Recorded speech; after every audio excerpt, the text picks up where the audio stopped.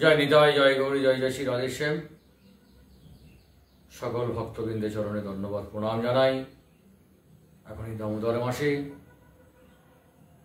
এখন এই যে কার্তিক ব্রত দামোদর মাস চলছে, এই মাসে নিয়ম সেবা মাস, যার পক্ষে যতটুকু সম্ভব নিয়মের মাধ্যমে এই কার্তিক মাসকে অতিবাহিত করব।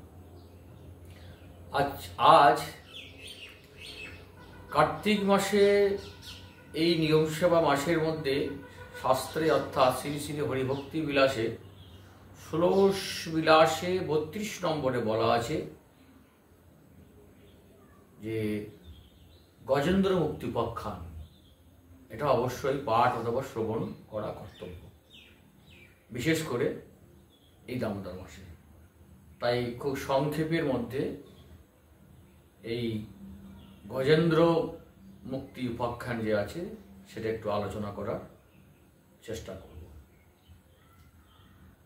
শ্রীমদ্ ভাগবতে অষ্টম স্কন্ধে আমরা এই উপাখ্যানটি পাব।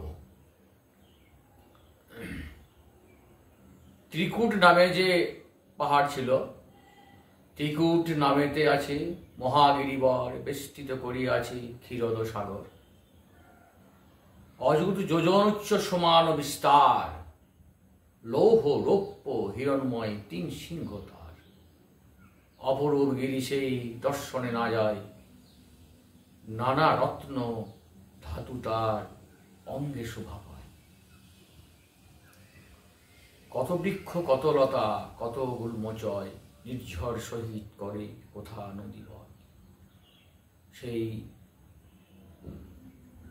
পর্বত মধ্যে ৬ ঋতু বিরাজমান, সেখানে গন্ধর্বরা সেখানে থাকে এবং তার মাঝে এক সরোবর ছিল।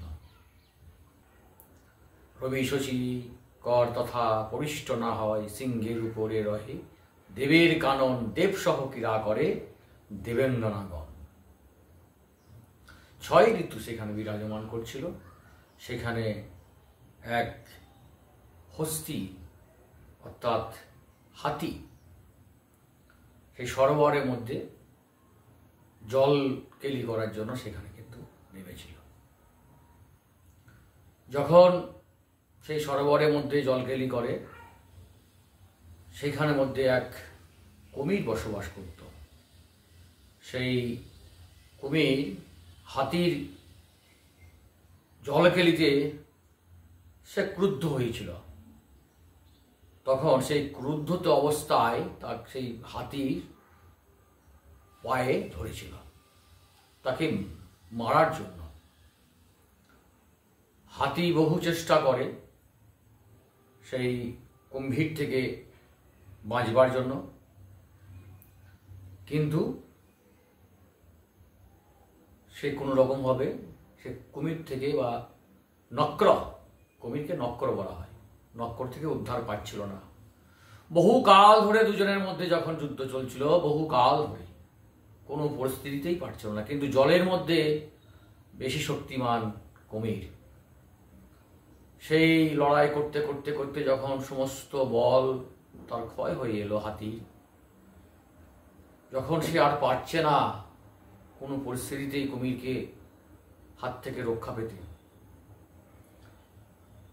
তখন সে অঝোর ঝরে তখন সে ক্রন্দন করছে হাতি। তখন তার সদ্বুদ্ধি উদয় হয়েছিল। সেই সদ্বুদ্ধিতে তার সে ভগবানের স্মরণ করেছিল, নারায়ণের নাম করেছিল। সে নারায়ণে তখন স্তব করেছিল। সে নারায়ণের স্তবে নারায়ণ তুষ্ট হয়েছিল। নারায়ণকে স্তব করে বলেছিল, প্রণমী চরণে তোমাসি মধুসূদন, বিপদে কাণ্ডারি তুমি বিপদ ভঞ্জন, তুমি ষষ্ঠা তুমি পিতা তুমি সর্বময়, তোমাতে ইতি সংসারে বিরাজিত রয়, তুমি সবাকারে দেখো মেলিয়া নয়ন, কেহ নাই পাই তোমা করিতে দর্শন, ঋষি মণিবন্ধু তুমি দেবতার সার, আমি হীন মরি তোমা করি নমস্কার, প্রকৃতি পুরুষ রূপী তুমি ভগবান, জগৎ ঈশ্বর তুমি করমরে ত্রাণ, প্রতিষ্ঠিত বিশ্ব যাহে তুমি নারায়ণ, তুমি জগৎ সৃষ্টি পালন কারণ, কাল এতে সকল কিছু লয় প্রাপ্ত হয়, একমাত্র থাকো তুমি অক্ষয় অব্যয়। মঙ্গল বিধানে তুমি ত্রাণ করমরি, তুমি বিনা নাই কেহ বিশ্ব চরাচর। জন্ম কর্ম দোষ গুণ কিছু তব নাই, তথাপি তোমারে জানি জগত গোসাই। পরব্রহ্ম তুমি দেব নিয়ন্তা জীবের, সকলের সাক্ষী তুমি আত্মা সংসারের। সর্বভূতি আছো প্রভু সকল কারণ, তোমারও কারণ কিছু নাই নারায়ণ। সর্বনাদ নদী যথা সাগরেতে যায়, আগমনী গমবেদ শাস্ত্র তব পায়। অগ্নি যথা লুক্কায়িত কাষ্ঠের ভিতর, গুণেতে আবৃত্ত তুমি সর্বগুণাকর। অতীব দয়ালু প্রভু করমরি ত্রাণ, দেহেতে আসক্তি নাই হৃদে অধিষ্ঠান। অনন্ত তোমার শক্তি জন্ম কর্ম নাই, জ্ঞানেতে ভাবিলে তোমার নাই জ্ঞান শক্তি হরি করি অনুমান। বিপন্ন দাসরনাথ কর পরিত্রাণ। যখন ভগবানের কাছে প্রার্থনা করলো সেই নারায়ণ তখন গরুর উপর আবাহন করে তখন সেই উদ্ধার করার জন্য সেইখানে উপস্থিত হলো। তার সেই চক্রের দ্বারা সেই নক্রকে তখন বধ করল এবং সেখান থেকে হাতিকে সে উদ্ধার করল। এখন এই নক্র কে ছিল, কেনই বা এরকম পরিস্থিতি হলো? হুহু নামে গন্ধর্ব তনয় ছিল। যৌবনে উন্মত্ত ছিল হুহু নাম তার, প্রেয়সী লইয়া সদা করিত বিহার। একদা প্রেয়সী লইয়ে গন্ধর্ব নন্দন, ত্রিকুটের সরোবরে করিল গমন। জল কেলি করে হুহু প্রেয়সী সহিত, দেবল নামেতে ঋষি যথাপণিত। সেই সরোবরে প্রেয়সীর সাথে সেই গন্ধর্ব তনয় জল কেলি করছিল। সেখানে দেবল নামে যে ঋষি সেখানে স্নান করতে গেছিল, কিন্তু সেই দেবল ঋষিকে দেখেও তারা সংযত হয়নি। তাই দেবল ঋষি তাকে অভিশাপ দিয়েছিল,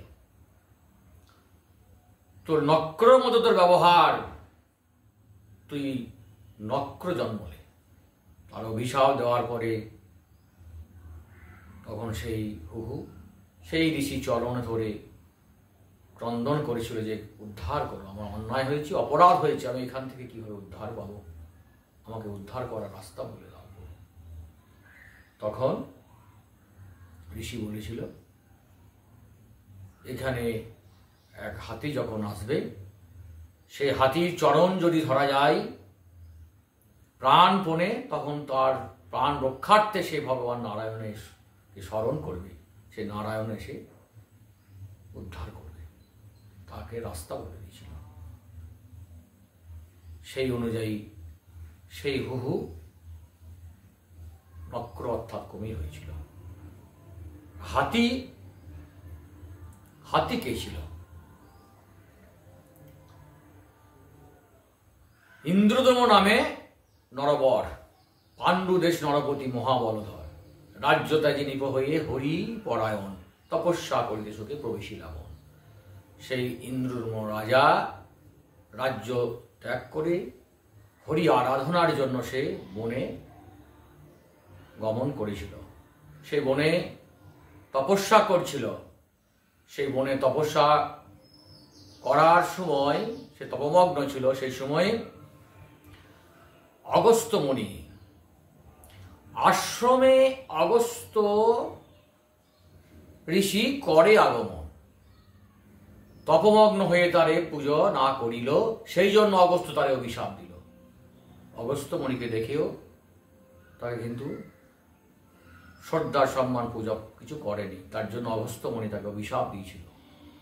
সে তো তপমগ্ন ছিল, সেই অভিশাপে সে করি জন্ম হয়েছিল। অগস্ত্য বলেন, তোর শুদ্ধ নয় মন, করি জন্ম লাভ তোর হোক এখন। সে কারণে করি জন্ম ইন্দ্রধর্ম পায়, হরিপর্শে বিষ্ণুচর হয় পুনরায়। সেই ছিল হাতি, করি জন্ম নিয়েছিল। এই হচ্ছে গজনক্র উপাখ্যান। এই গজনক্র উপাখ্যান অবশ্যই আমাদের এই দামোদর ব্রততে, দামোদর মাসে, কার্তিক ব্রত মাসে পাঠ অথবা শ্রবণ করলে তাকে সংসারে পুনরাগমন করতে হয় না। 32 নম্বরে হরিভক্তি বিলাসে ষোড়শ বিলাস 32 নম্বরে বলা আছে। সকলেই খুব ভালো থাকুন। বিদায় গৌর হরি।